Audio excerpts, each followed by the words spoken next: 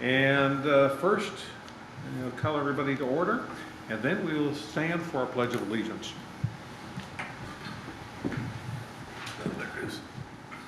I pledge allegiance to the flag of the United States of America, to the republic for which it stands, one nation, under God, indivisible, with liberty and justice for all.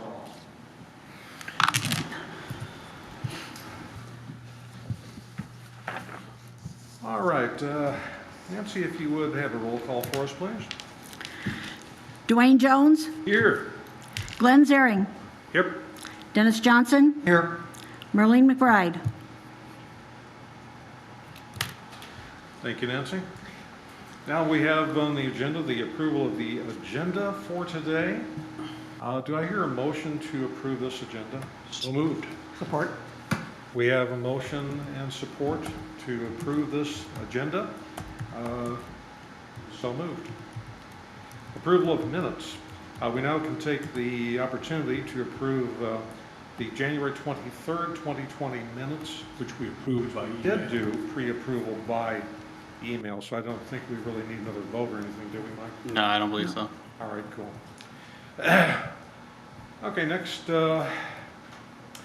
we do have the public hearing, but I want to take one quick moment here. Two of the members of Zoning Board of Appeals, just for informational purposes, like to announce, I'm not going to say conflicts of interest, but just information for everyone's consideration. And I believe, yes? Myself also. I'll be speaking on to the observations of the property, having been the former property owner. However, I do not feel any by action would be in conflict of interest. Okay, thank you very much. I also would like to announce that they have been my accounting firm for a number of years. I have no business interest with them other than the fact that they protect me. So I just appreciate it. I just want to make sure everybody knew that. Dwayne, do you have any? I don't have any conflict, I don't believe. Okay, thank you very much. I sold Dennis's property across the street, but not the Not property. that, you didn't sell that property. But was it connected, you know? No, it was not. Okay. Well, we'd rather keep things above board. Okay, request for a variance, parcel 5151-364-70101. Let's see, Mike, did we read that? You should call the public hearing, Okay. and then basically we'll go into discussions on it, and then you close it, and then you guys do your finding of facts and such. So just make sure we're all on the same page, so you can open the public hearing, Right. and then we can begin discussions. All right, ladies and gentlemen, Manistee City Zoning Board of Appeals will open the public hearing upon this particular variance. Okay. So I just want to give some background on it, and then we'll go from there. So Ms. Kristen McDougall is applying for a variance for her property on parcel 5151-364-70101 on the corner of Spruce Street and Water Street. The parcel resides in the neighborhood commercial zone, or zoning district C2. It's on a Key Street segment, and it does not front on US 31. The request was made for placement of a 16-foot 6-inch square foot sign face on a 6-inch existing base in the city's of Manistee's clear visibility zone. The sign has actually been shrunk down, I believe, to 15 feet now, and I just wanted to make that. I had written this, I think, prior to that coming back in. The variance seeks to place the sign on an existing abandoned signpost 4 feet 9 inches from the northeast parcel corner within the 25-foot clear visibility area. The section of the ordinance that deals with clear visibility at corners is section 513. Clear visibility at corners, the section reads, no parking space, fence, hedge, planting, sign, structure, or any other element of the built environment shall be located, erected, or maintained within a distance of 25 feet from the street right-of-way which obstructs safe vision at the corner or street corner, provided, however, the zoning administrator, upon consultation with the city engineer or chief of police, may require a greater clear vision area where necessary due to traffic speeds, volumes, or topography of the site, provided further that the planning commission may, upon recommendation of the zoning administrator, waive or modify such standard within the C3 and C2 districts to permit buildings to conform to existing front and side patterns in the immediate vicinity. The section of the ordinance that governs signs is Article 21 signs. The following table and requirements are taken from that section. I'm just going to bring everybody down to there.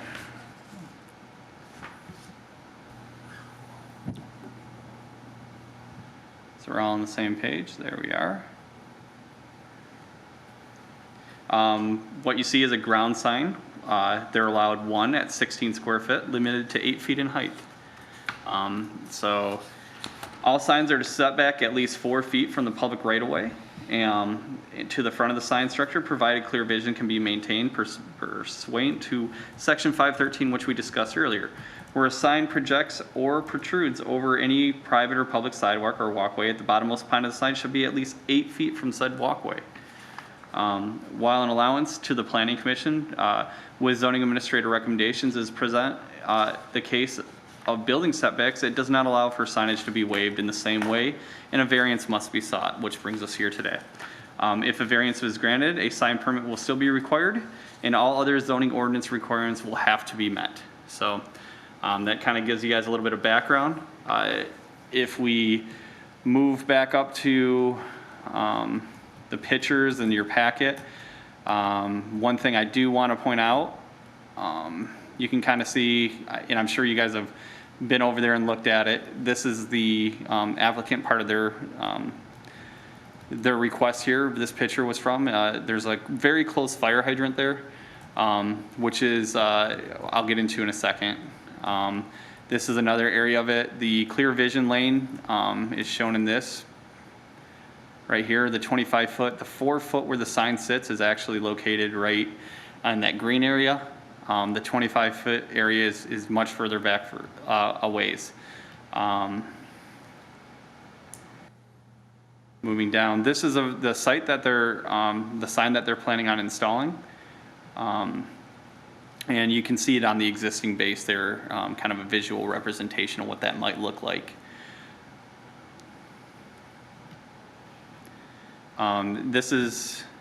I wanted to get into these letters. So as part of any site plan review, we always send it out to our site plan review committee, which would be like the chief of police, the fire department, Jeff McCool at the DPW, the city engineer if needed, city attorney if needed, city manager is usually included in that as well.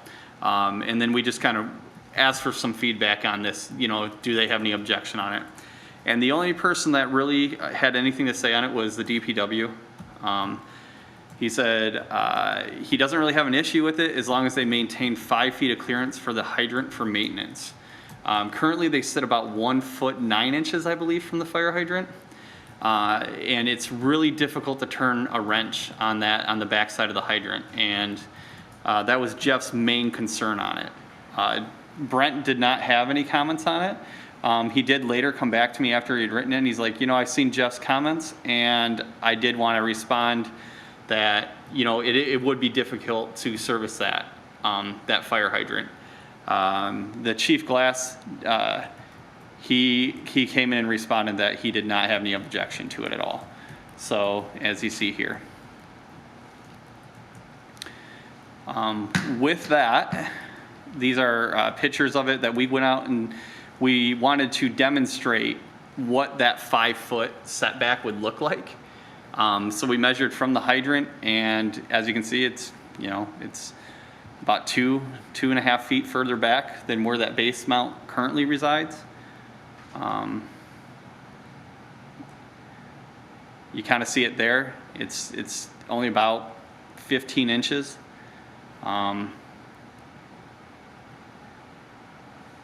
This is what the existing looks like. It's actually 4'9". I wrote 4'7" in here, but that grass tuft kind of messed me up there, but it is 4'9".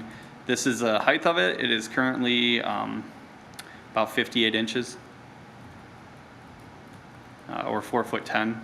This is me standing next to it, kind of give you a visual representation of the height of that sign. This is the parking lot shown from across looking south. This is from the parking lot itself looking north, and this is from across the street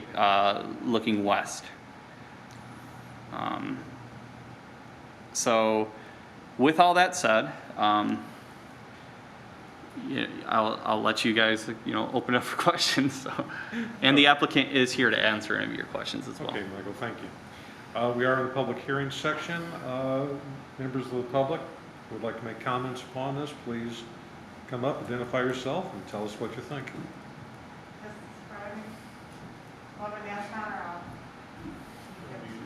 Breathe now so I don't pass out up here, right? My name is Kristen McDougall. I do appreciate you guys all taking the time to come here today. I appreciate Mike's help with understanding this and the different things.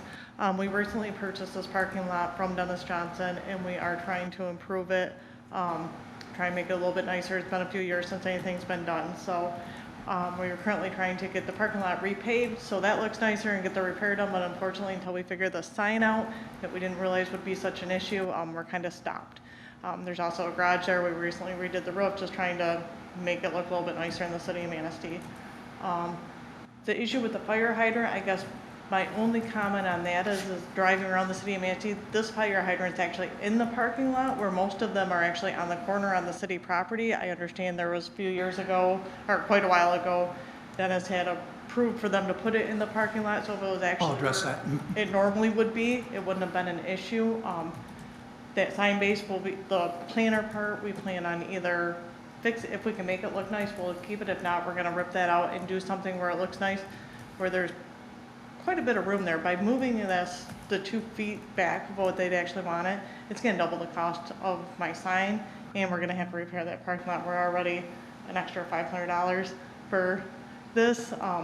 We had a quote from, I had Miles here from Amor in case there was any questions on the signs. We've rescaled the sign down, but by using the existing structure, that alone just for the additional cost for a new one is $1,100. It's a $2,000 sign.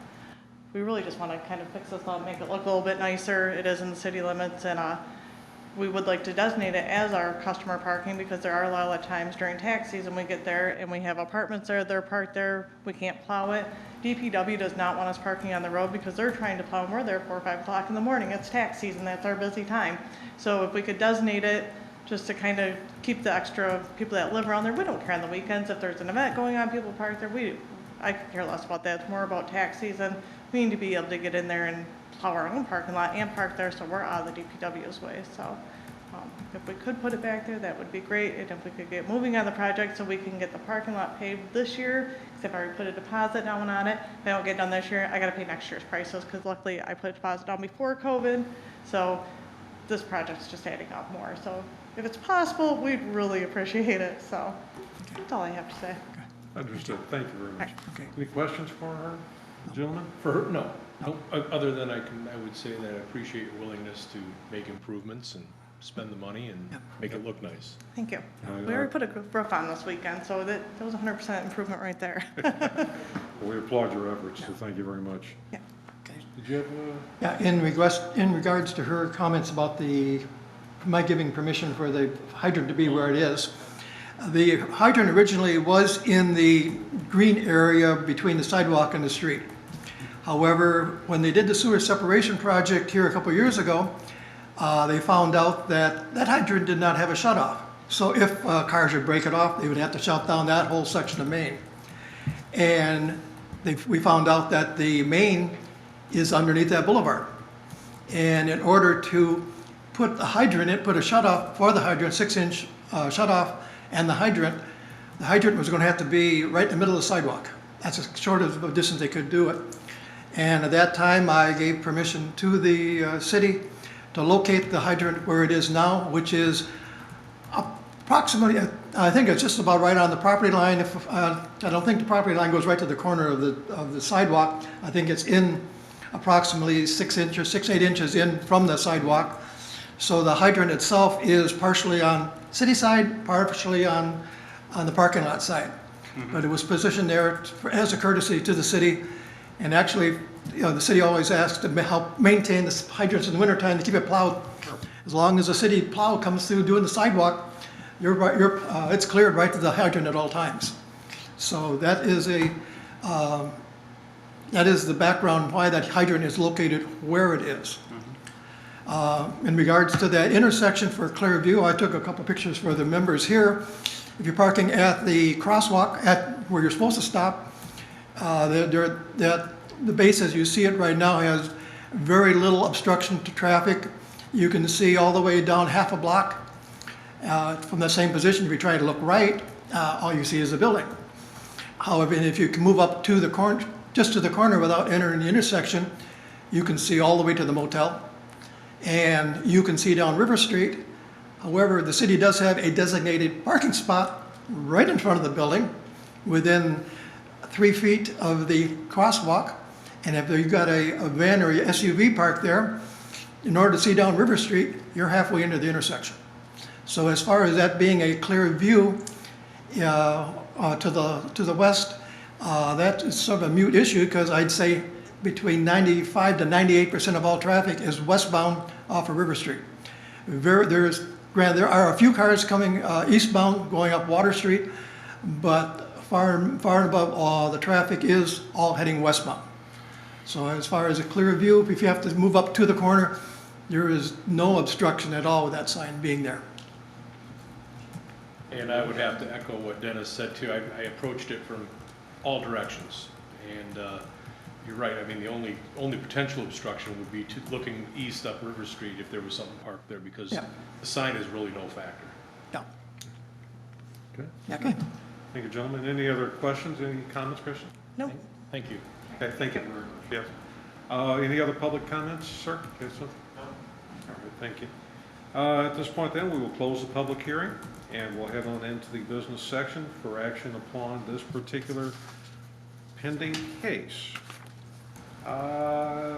Michael, I believe you wanted to give us some You're right. recommendations. So I did have some, I was not, I will say I was not aware of that, Dennis, when I put the motions together, but I would have taken it more into consideration when I did write these. However, I still have a request from the DPW director, so I do try to honor that, so within our motions. However, I will say that these are just motions, recommendations, and you guys do not have to abide by them in any way whatsoever. So, wild allowance for the planning commission with zoning is, this memo is to act as a starting point. Actions on this variance request, the following can be followed completely, partially, or not at all. And it is, they are simply to help and guide you guys as a point of discussion. I have 3 options listed here. Option A is deny the variance request. The variance request fails to pass the majority vote needed. The variance needed has been caused or somewhat caused by the parcel owner, and or a hardship has not been shown to exist. Option B, allow the variance as requested. The variance would allow, in this case, a 15-foot sign within 4'9" of the northeast corner or parcel corner within the 25-foot clear visibility corner area, and all other aspects of the city of Manistee zoning ordinance would have to be followed. Option C, the variance would allow, again, for a 15-foot sign within 4'9" of the northeast parcel corner within 25 clear visibility area, and all other aspects of the Manistee zoning ordinance would have to be followed. Moreover, the ZBA could require further requirements be met for granting of the variance, parts of the variance, or some other modification for granting the variance request. Recommendation, and this is the final part here I have for you, gentlemen. The planning department did not require a property owner to get a survey prior to granting of the variance. We did this so the property owner did not incur additional monetary hardship if the variance was not granted. Our recommendation is that if a variance is granted for any other area besides the existing abandoned monument sign area, that the property owner be required to get a survey as a condition of the sign permit and variance being granted. This will ensure that the variance granted is followed, that the sign placed on the applicant's property is in the appropriate area, and help relieve the city of Manistee of any future liability or nonconformity issue if the sign is shown to be built in the wrong location. The planning department also feels that the DPW director comments on granting of the variance should be considered. The existing / abandoned sign base is currently 1 foot 7 inches from the fire hydrant. The DPW director was all right with granting the variance so long as 5 foot could be maintained around the fire hydrant for maintenance and to ensure operation. those are our recommendations. Now, you guys have additional information that I was not obviously privy to that came up during the meeting, so please weigh in on that as you will, so. Okay. Yes? Going? As far as I'm concerned, I think I personally feel that it's fine to grant it as requested. I think, given the hydrant situation, it looks to me like the base of the sign base is the narrowest point between the base of the hydrant and the sign base. But above the pipe sticking out of the ground, basically, that the hydrant itself sits on, those flanges, there's no actual hydrant valve that needs to be accessed, either a pipe outlet or hose attachment on the back of the hydrant, and the on-off valve for the hydrant is on top, and I have one of those wrenches, and you could easily turn that there. The only consideration, I guess, for maintenance would be that you have to get a wrench on those flanges, but that shouldn't, I mean, that's easily, you can easily fit a socket wrench in there. Right. So, and given what Dennis stated about granting the city the permission to have that hydrant where it is, I don't see any reason to penalize the owner for a favor done to the city however many years ago. Right. So, that's my opinion. I will add, when you guys do move to the motion, finding of fact and all that, please, we'll go through the basic conditions that are found in your packet and ensure that you guys feel that they meet them, because that is what is supposed to be for moving forward granting of a variance. So we just need to assure that we do meet those, and then we'll move on from there, so. Thank you, Mike. Thank you, Dwayne. Personally, in looking at this, I've also looked around other portions of our community, and I find that a number of cases the hydrants are close to something, well within that 5-foot range, which is the desired range. Mine sits about a snow shovel away from a telephone pole. That's at my corner. So I'm going to say it appears to be somewhat loose in terms of where things are located. In my personal opinion on this one is that, as you pointed out, Dwayne, the actual outlets here on the fire hydrant are not impeded. And also then, Dennis, what you were saying, this has been here for some time and it has not caused any concerns that have been enunciated by DPW, fire, or police. With that, I would be very much in favor of just approving this variance to have this particular base used for this particular sign. I will caution, I know you guys had said that, and I'm not, not trying to sway you one way or another. When you look around the community, each variance request is supposed to be weighed on its own. You cannot look at other aspects of the community and say, well, they're doing it over there, they should be allowed to do it here.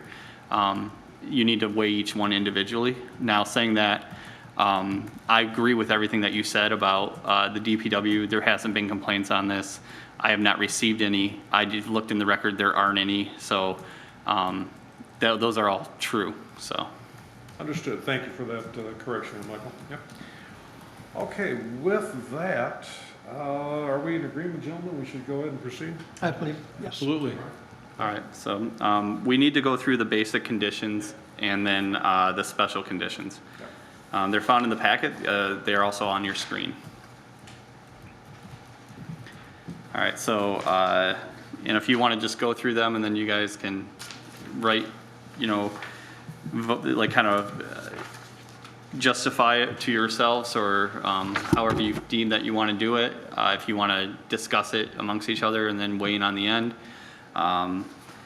Just make sure that at the end of it, you guys do the vote that's required. So.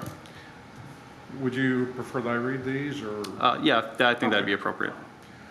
All right, the basic conditions. The first one, number 1, is the requested variance is not contrary to the public interest or to the intent and purpose of this ordinance. Any comments on this one? And there is comments from them that they justify this, and I will read those. Okay. Please. So they have C addendum C.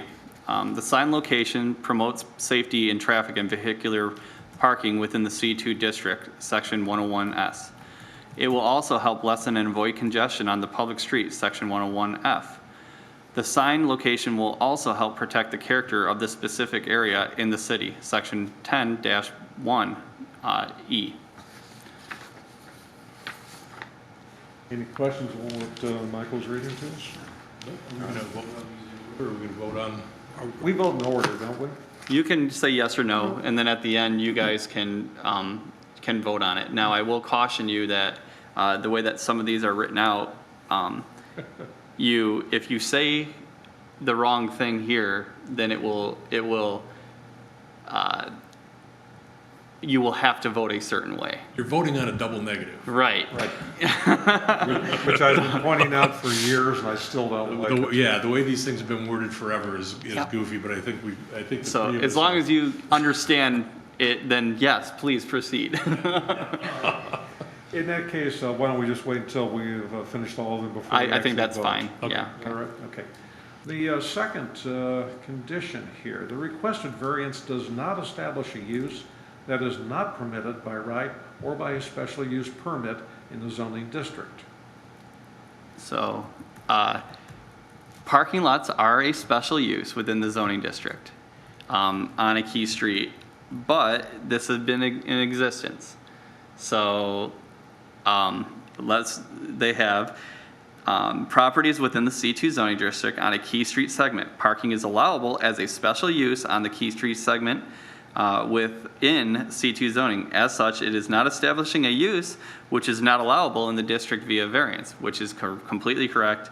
It is allowable through a special use and it is existing, so. Any questions for Mike on that? Nope. All right, we'll move on to the third condition. The requested variance does not create an adverse effect upon properties in the immediate vicinity or in the district. Comments here, Michael? It actually produces a positive effect upon the properties as this old signpost, pole cover, and flower bed are in disrepair, neglected for years. This project makes the property more visually appealing with sign location granted by variance. Thanks. Any questions for Michael on that? All right. Nope. The fourth condition, the requested variance is not of a recurrent nature to require a change in the zoning ordinance. Now, this would be site-specific, it's unique. It's the only one I know of that would be granted through the city I think it's a pretty unique case in the sense that, you had a sign there that was existing as a base for years. They're requesting to use it. I haven't seen another one come through. As you've seen, there's been no complaints on it. I don't see another one of these coming through anytime soon. I don't know of another location in the city where there was a sign in the clear visibility area that was in use that doesn't cause an issue. So I think it's a pretty unique situation. I don't think it's recurring because once you grant it, the sign will be there. They can't increase it. It's going to be, unless they come through and try to modify the parking lot in some way. Well, in that case, they would have to apply for a special use and meet all the requirements of the planning commission. This is a one-off, really, is to allow them to have the signage there, and you basically say customer parking and only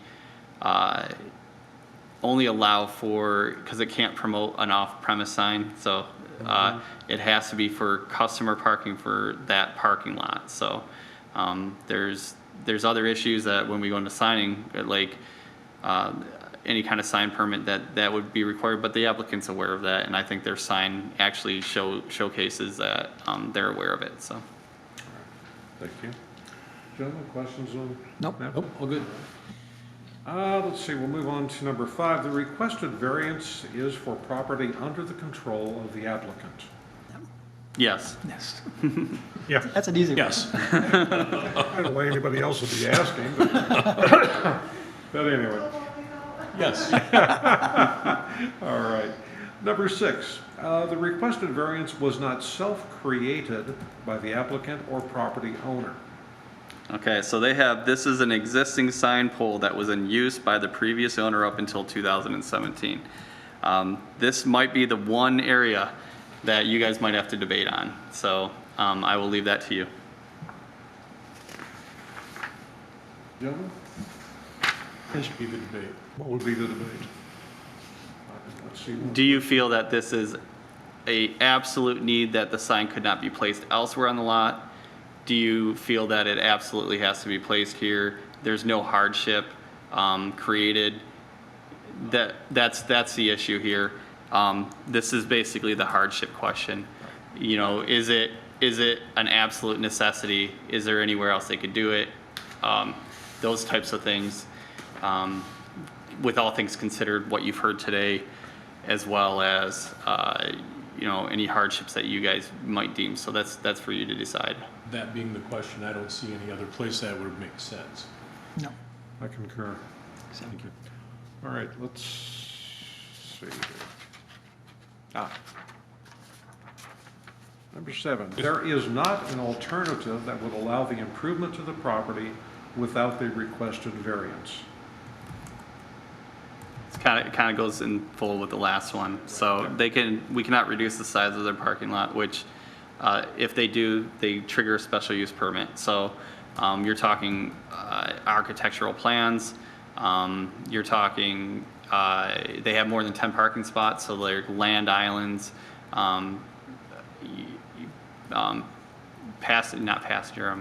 Pedestrian, I'm sorry, walkways that have to be implemented in it. I mean, the costs are going to go through the roof for them. So that's why they're trying not to trigger that. So I will leave that again to you guys to decide. Any discussion on that? No discussion. Good. Okay, good to go. Next one. The requested variance is the minimum amount necessary to still permit the reasonable use of the land. It's within a existing sign base, but their justification is here. Yes, by allowing the sign location to be reused, the property can continue to be reasonably used and function as a parking lot. This will also have a positive effect on the surroundings by enhancing the visual landscape. Again, up to you guys.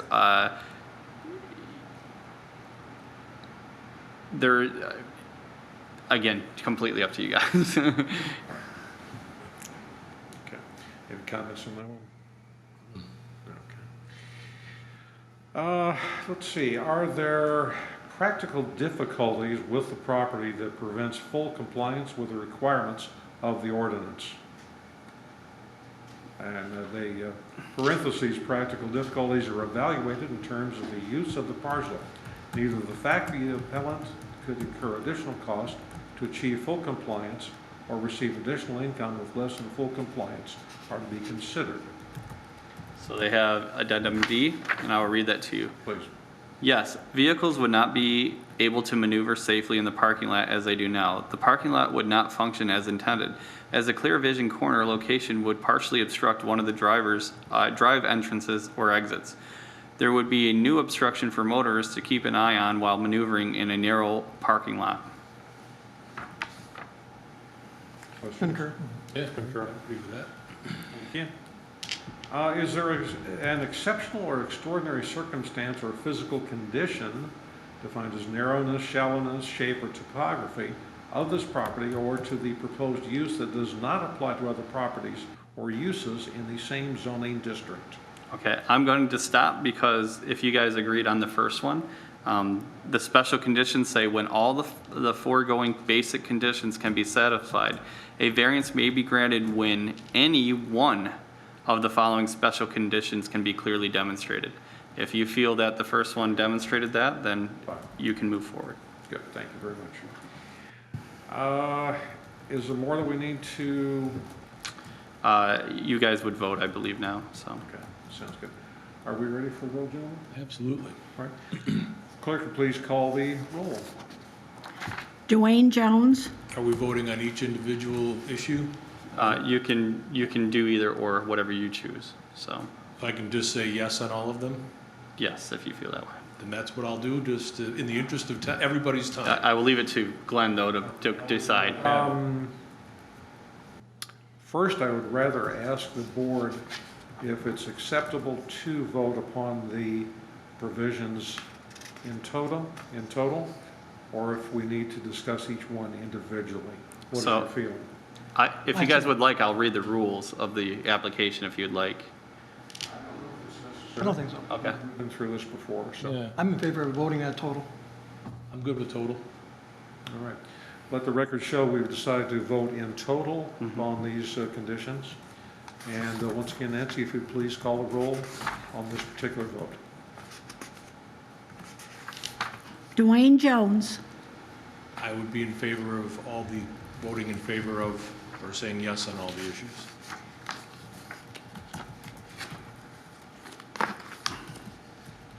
Glenn Zaring, I vote yes.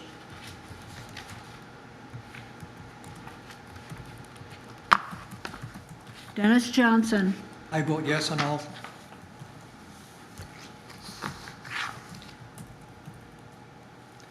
Okay, now that you guys are agreeing a variance should be, is there a motion or something that you would, how would you like to proceed with? Right. I would accept a motion regarding this variance. I would make the motion to grant the variance based on recommendation C in your outline. Okay, Would you like me to read that? please. Can you scroll down where I Yeah. can see it on the screen, please? Yeah. C or B?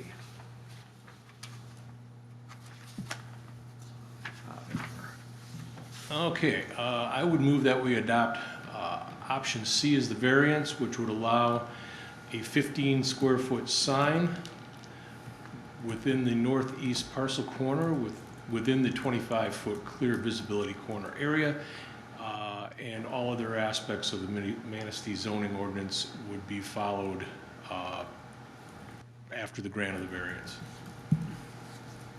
Okay. Sign permits and what have you. So option B, okay. Because the option C is to allow for additional requirements if you guys feel they're necessary. Yes, sorry, option, yeah. I don't want to impose any other Restrictions, okay. restrictions, exactly Okay. right. And I'll support the motion. Okay. We'll call a vote on this particular motion.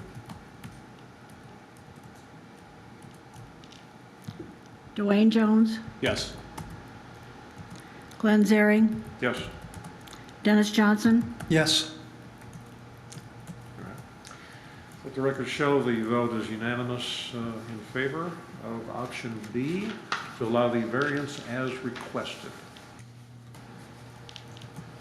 Are there any other questions on this, Michael? Okay, Jim? So we're just allowing it on the existing base? Yes. Okay, excellent. That's all I need to know, guys. It will be a requirement that they still pull a sign permit, so you guys will have to come back forward with us. But we will include within that the variance granted today, as well as the minutes, and then put it into the record for the property. So if anything ever comes in the future, we'll have a record, as well as we will send it out to the applicant. Okay, is there anything else we require on this particular subject there, Michael? You can open it back up to public comment if there is any, and then I believe you can go to adjournment. Might as well, we'll open up for public comment. Are there any public comments? Please take a number and stand. don't everybody stand up at once, yeah. Okay, public comment section is closed. Is there any old business we need to go through? No. Aware of any? Okay, and any other comments from the board? None? Motion to adjourn. All right, we have a motion and support to close this particular hearing. The City of Manistee Zoning Board of Appeals meeting for October 15th, 2020 is closed. Thank you very much for your participation. Thank you.